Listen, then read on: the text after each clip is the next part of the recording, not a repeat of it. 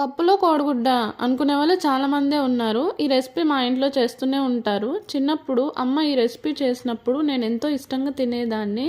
మరి ఇంకా ఆలస్యం చేయకుండా ఈ రెసిపీ ఎలా చేయాలో చూసిద్దాం. కడాయిలో కొద్దిగా ఆయిల్ వేసుకొని 2 లవంగాలు, కొద్దిగా చెక్క, యాలక, ఇంకా 4, 5 పచ్చిమిరపకాయలు, ఒక ఉల్లిపాయ ముక్కలు వేసుకొని అవి వేగాక అల్లం వెల్లుల్లి పేస్ట్ వేసి ఒకసారి కలిపేసేసుకొని తర్వాత టమాటో ముక్కలు కూడా యాడ్ చేసి మూత పెట్టి మగ్గించుకోవాలి. తర్వాత పసుపు, కారం, ఉప్పు కూడా వేసి కలుపుకొని ముందే నానబెట్టుకున్న మసూర్ దాల్ని వేసి ఒకసారి కలిపేసుకొని సరిపడా వాటర్ పోసి మూత పెట్టి మగ్గించుకోవాలి.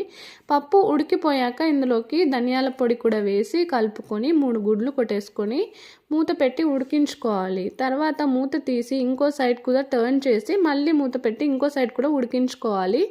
అంతే. ఇంకా తర్వాత లాస్ట్లో కొంచెం కొత్తిమీర యాడ్ చేసుకొని సర్వ్ చేసుకుంటే రుచి సూపర్గా ఉంటుంది. నచ్చిందా? నచ్చితే లైక్ చేసి